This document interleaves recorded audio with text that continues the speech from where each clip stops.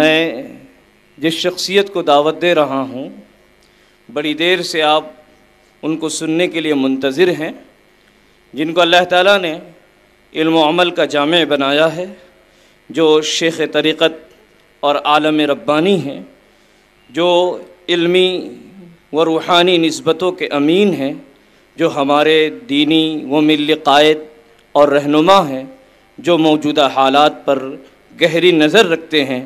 اس سے میری مراد ہم سب کے مربی و محسن حضرت اقدس حضرت مولانا خلیل الرحمن سجاد نعمانی ہیں۔ حضرت ممدوح کی شخصیت کے بارے میں میرے ذہن میں بار بار صرف یہی ایک شعر آ رہا ہے: نگاہ بلند، سخن دل نواز، جاں پرسوز، یہی ہے رخت سفر میرے کارواں کے لیے۔ حضرت کی عملی زندگی اقبال کے اس شعر کی مکمل تفسیر ہے۔ درخواست ہے آپ اپنے ارشادات عالیہ سے ہم سب کو مستفیض فرمائیں۔ جو حضرات ادھر ادھر کھڑے ہوئے ہیں وہ اپنی نشستوں پر آ جائیں۔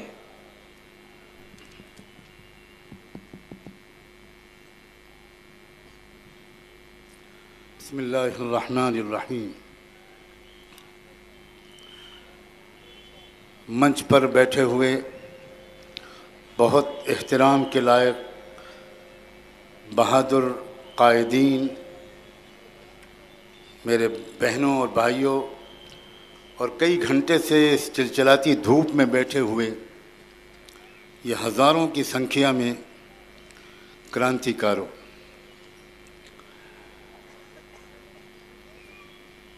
مجھے ایسا لگتا ہے کہ آج کا دن ناگپور کی تاریخ میں ایک ایتہاسک دن ثابت ہوگا۔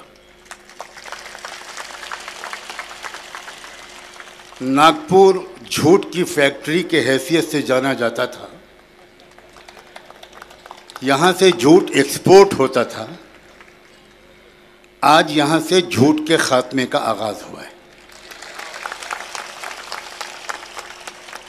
ایک جھوٹ تو ناگپور سے یہ چلایا گیا کہ مسلمان آتنکوادی ہوتے ہیں۔ میں سلام کرتا ہوں مشرف صاحب کو اور ہیمنت کرکرے کو کہ جنہوں نے بھارتی پولیس کی عزت رکھی ہے اور جنہوں نے آج اتنے بڑے مجمع کے سامنے جھوٹ کا پردہ فاش کیا ہے۔ آج یہ بات سب کے سامنے کھل کر آئی ہے کہ آتنکوادی مسلمان نہیں ہوتے، آتنکوادی براہمن ہوتے۔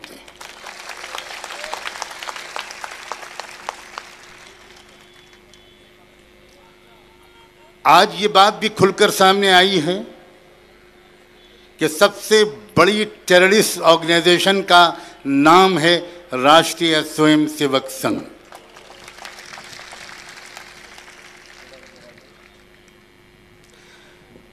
یہ کوئی معمولی بات نہیں ہے، اور یہ بات میں خاص طور پر یہاں بیٹھے ہوئے ہزاروں مسلم بھائیوں اور نوجوانوں سے بڑے صاف لفظوں میں کہنا چاہتا ہوں۔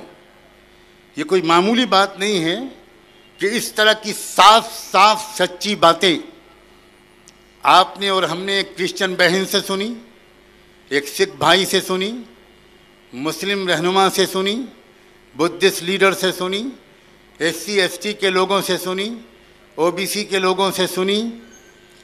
ایک ایسا منچ ہمارے دیش میں استھاپت ہو چکا، ایک ایسا آندولن چھڑ چکا، ایک ایسا سنگٹھن بن چکا جس سنگٹھن کے ذریعے سے سجائے ہوئے منچ میں تمام مظلوم لوگ آ کر مظلوم بھائیوں اور بہنوں کے سامنے دیش کی اصلی سچائی بیان کر رہے ہیں۔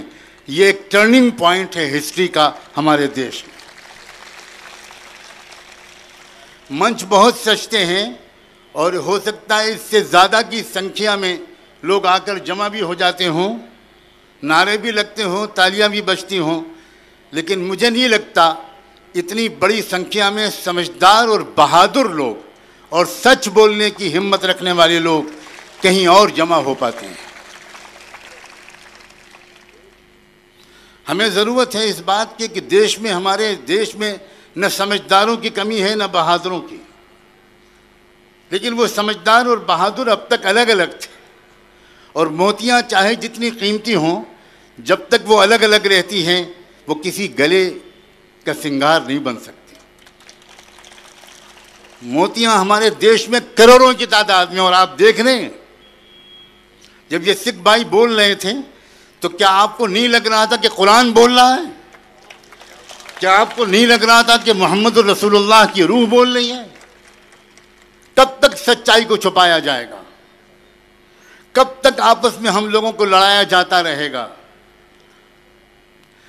یہ ایک معمولی گھٹنا نہیں ہے، ہماری ایک مشکل ہے میرے عزیز نوجوانوں کہ ہم اپنے سامنے کی جو گھٹنائیں ہوتی ہیں ان کو زیادہ مہتو نہیں دے پاتے۔ ہم ہسٹری کی کتابوں میں پاس کی گھٹناؤں پر ریسرچ کرتے رہتے ہیں۔ یہ ایک معمولی واقعہ نہیں ہے کہ ایسے یگ میں، ایک ایسے دور میں جبکہ بھارت میں ظلم اپنی چرم جگہ پر، مقام پر پہنچ گیا ہے، آخری انتہا پر ظلم پہنچا ہوا ہے، صرف اس بات پر کسی نوجوان کو مارا جا رہا ہے کہ اس نے مونچھیں رکھ لیں، اس لیے کہ مونچھیں رکھنے کا ادھیکار اب تک صرف پنڈت جی کو تھا۔ اب اگر اس نے ایک SC/ST کے آدمی نے، ایک نوجوان نے مونچھیں رکھ لی تو اس کو پیٹ پیٹ کر مارا جا رہا ہے، اس کو پیڑ میں لٹکایا جا رہا ہے، اس کو کار سے باندھ کر مارا جا رہا ہے، اس کا ویڈیو خود براہمن بنا کر اس کو وائرل کر رہا ہے۔ وہ ویڈیو کس نے بنایا تھا؟ جو پٹ رہے تھے انہوں نے تو ویڈیو نہیں بنایا، ویڈیو تو وہ بناتے ہیں اور بنا کر بھیجتے ہیں، وہ چاہے موب لنچنگ ہو اور وہ چاہے کسی ریل میں سفر کرنے والی ایک برقع نشین بہن کی عزت لوٹنے کی گھٹنا ہو، چاہے 18 سالہ معصوم نوجوان جنید کا قتل ہو، چاہے بوڑھے اخلاق کو مارا جا رہا ہو، وہ ویڈیو خود بناتے ہیں اور بنا کر اس لیے بھیجتے ہیں کہ سب مظلوموں میں اور زیادہ بھے پیدا ہو جائے۔ مگر ان کو جان لینا چاہیے کہ اب وہ دن گئے، اب وہ زمانہ گیا۔ اب تم جتنے وہ ویڈیو بناؤ گے اتنے ہی اپنے ہی کپڑے اتارو گے، اتنا ہی تم اپنے ان مظلوموں کو متحد کرنے میں ہماری مدد کرو گے۔ ہمارے پاس اتنے ریسورسز نہیں ہیں کہ ہم سوشل میڈیا پر تمہاری ننگی حرکتوں کا پردہ فاش کر سکیں۔ خدا نے تمہاری عقل ماری ہے، کبھی نوٹ بندی کرتے ہو، کبھی GST کرتے ہو، اللہ جانے رات میں کیا پی کر اٹھے تھے، اچانک 8 بجے آئے اور کہہ دیا کہ آج سے 500 اور 1000 کا نوٹ بند، اور تھوڑے دن کے بعد پھر کوئی دورہ پڑا۔ اگر یہاں کوئی ڈاکٹر ہو تو میں چاہوں گا کہ وہ کوئی تشخیص کرے، ڈائگنوز کرے what is wrong with his mental condition.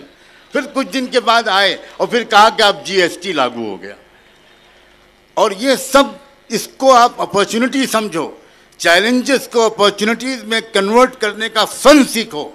جو قومیں چیلنجز کو اپرچونٹیز میں کنورٹ کرنے کا فن سیکھ لیتی ہیں وہ قومیں حالات کا رخ بدل دیتی ہیں۔ رات کے اندھیرے کو صبح کی روشنی میں بدل دینا ان کے بائیں ہاتھ کا کھیل ہوتا ہے۔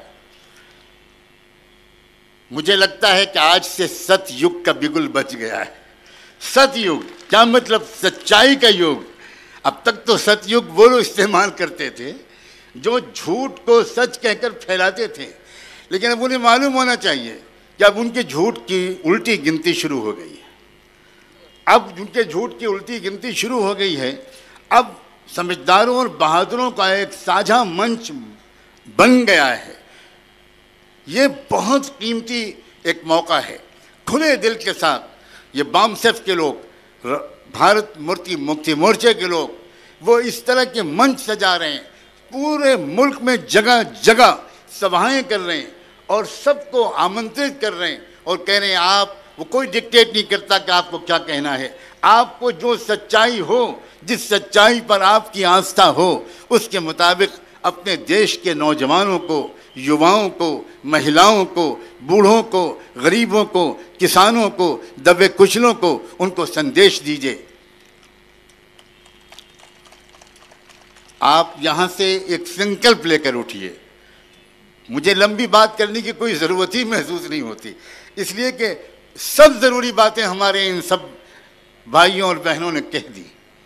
ایک ایک نے الگ الگ اینگل سے بہت ہی ویلیویبل، بہت قیمتی قسم کے ٹاپکس کو ٹچ کیا ہے، لیکن ان سب کا جو خلاصہ ہے وہ یہ کہ اب مظلوموں کو متحد ہو جانا چاہیے، اب مظلوموں کو یکجٹ ہو جانا چاہیے، اور اب مظلوموں کو وہ زبان آپس میں بولنی چاہیے جو سب کی سمجھ میں آئے۔ اب مظلوموں کو کامن منیمم پروگرام کے مطابق اپنے ابھیان اور آندولن کو آگے بڑھانا چاہیے۔ یہ بالکل ضروری نہیں ہوتا کہ ساری چیزوں پر سب لوگ سہمت ہوں، نہ یہ ضروری ہے نہ یہ سمبھو ہے، لیکن یہ بالکل ممکن ہے، سمبھو ہے، اور بابسیف نے اور بھارت مکتی مورچہ نے اس کو سچ کر دکھایا ہے کہ اگر اتنی بات پر ہم سب سہمت ہیں کہ ہم سب کے ساتھ ظلم ہوا ہے تو اکیلے لڑنے سے ہم اس کا مقابلہ نہیں کر پائیں گے۔ ابھی ہمارے کنیشور سوامی جی نے اپنی بات کو اسی پر ختم کیا کہ ہم اکیلے نہیں لڑ پائیں گے۔ آپ سوچئے ذرا کتنا بڑا جھوٹ ہے جس پر اکثر لوگ جس کو مانے ہوئے تھے، اکثر آپ میں سے بھی اکثر لوگ یہی سمجھتے رہے ہوں گے کہ اس دیش میں بہومت ہندوؤں کا ہے، اور بار بار مائنورٹی، الپ سنکھیک، اقلیت اس شبد کو دہرایا جاتا ہے، اور بار بار سنتے ہم بھی سمجھنے لگے کہ واقعی ہم اقلیت میں ہیں، واقعی ہم الپ سنکھیک ہیں، واقعی ہم مائنورٹی ہیں۔ میں بار جب کوئی جھوٹی بات کہی جاتی ہے تو اس کو اچھے خاصے لوگ سچ سمجھنے لگتے ہیں۔ اس کو سمجھانے کے لیے ایک قصہ سناتا ہوں، آپ اس کو لطیفہ سمجھ لیجئے۔ لطیفہ سننا آپ کا اس لیے بھی ادھیکار ہے کہ بہت دیر سے آپ گرمی میں بیٹھے ہیں، اگر آپ کوئی ہلکی پھلکی بات سنیں گے تو شاید کچھ ٹھنڈی ہوا بھی چلنے لگے۔ ایک مولانا صاحب بکرا منڈی سے بکرا لے کر چلے، ان کے 4 شاگرد تھے، بڑے سمجھدار، ہو سکتا ہے برہمنوں کے شاگرد رہے ہوں۔ انہوں نے ایک پلان بنایا کہ بھئی آج بریانی کھانی ہے، کباب کھانے ہیں، اور پیسے تھے نہیں کہ وہ خریدتے۔ انہوں نے ایک پلان بنایا، اور جب مولانا صاحب بکرا لے کے ذرا گلی میں گھسے تو ان کے ایک شاگرد نے آ کر بہت ادب کے ساتھ ان کو سلام کیا اور کہا کہ مولانا صاحب یہ کتا لے کے آپ کہاں جا رہے ہیں؟ یہ کتا اتنی گندی چیز، اور آپ تو وہ کہنے لگے تمہارا دماغ خراب ہے، میں بکرا لے کر آ رہا ہوں، یہ کتا کدھر سے ہے بھائی؟ یہ سر سے پیر تک بکرا ہے، دیکھو ٹھیک سے۔ تو انہوں نے کہا کہ نہیں مولانا صاحب کچھ گڑبڑ ہے آپ کی آنکھوں میں، یہ کتا ہے۔ مولانا صاحب خفا ہو گئے، ڈانٹا اور بھگا دیا اس کو۔ تھوڑی دیر کے بعد دوسرا ملا، اس نے کہا کہ مولانا صاحب آپ اور کتا، یہ تو برداشت کے قابل چیز نہیں ہے کہ آپ کتا لے جائیں۔ تو پھر مولانا صاحب نے ڈانٹ کے بھگا دیا کہ تیرا دماغ خراب، بکرا ہے بکرا۔ اچھا بھائی ٹھیک ہے، آپ استاد ہیں، آپ بڑے آدمی ہیں، آپ کہہ رہے ہیں تو میں مان لیتا ہوں۔ وہ بھی چلا گیا۔ پھر تیسرا ملا، اس نے اور حیدرآبادی انداز سے جھک کر سلام کیا اور کہا آپ اور کتا، کیا یہ بالکل ہی قیامت قریب ہے؟ یہ ہو کیا گیا؟ یہ آپ کتا کیوں لے جا رہے ہیں؟ اگر پالنے ہی تو ہم سے کہیے نا، ہم پہنچائیں گے۔ پھر مولانا صاحب ڈٹے اور پھر سے ٹٹولا اور دیکھا اور کہا یہ بکرا ہے بھائی، یہ کیا بکواس کر رہے ہو تم لوگ، بھاگو یہاں سے۔ وہ بھی بیچارہ چلا گیا منہ لٹکا کر۔ چوتھا ملا اور اس نے کہا مولانا صاحب مر جاؤں گا، آپ کو کتا لے کے نہیں جانے دوں گا۔ یہ ذلت برداشت نہیں کر سکتا۔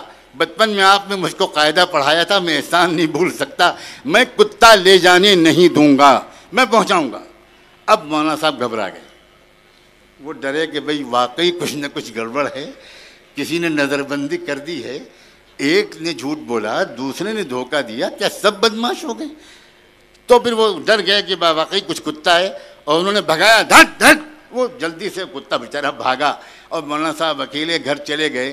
اور پھر ان لوگوں نے اس بکرے کو لے جا کر بسم اللہ اللہ اکبر، اور پھر شاندار دعوت ہوئی۔ 4 بار بکرے کو کتا کہہ دینے پر ایک مولانا صاحب بکرے کو کتا مان گئے۔ لاکھوں بار اقلیت اقلیت اقلیت اقلیت اقلیت ہر وقت کہا جا رہا ہے، اور ہم سب مان گئے کہ ہم اقلیت ہیں۔ آج اس جھوٹ کا بھی پردہ فاش ہوا ہے، ہم بہوجن سماج ہیں، ہم بہومت میں ہیں، ہم میجورٹی میں ہیں، تم اے برہمنوں تم ہو اقلیت، تم ہو اقلیت میں، تم ہو مائنورٹی میں۔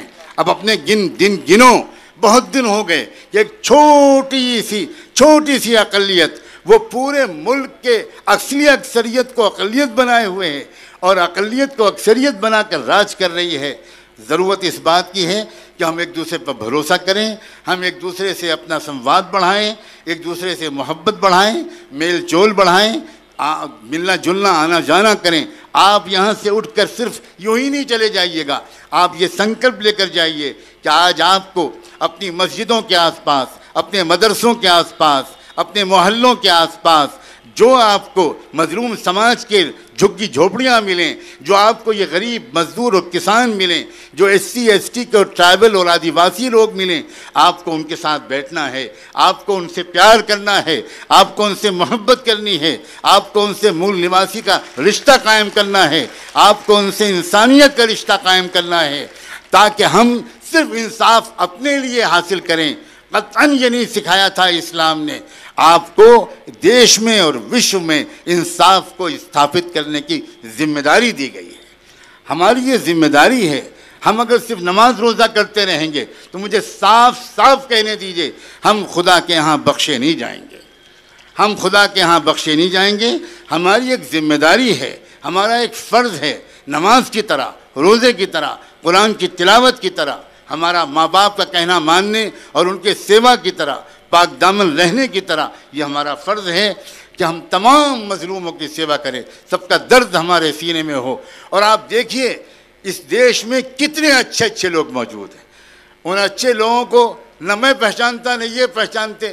یہ تو اس منچ کی برکت ہے کہ ڈھونڈ کر پورے ملک کے چپے سے اچھے سچے لوگوں کو جمع کیا جا رہا ہے۔ یہ محنت بیکار نہیں جائے گی۔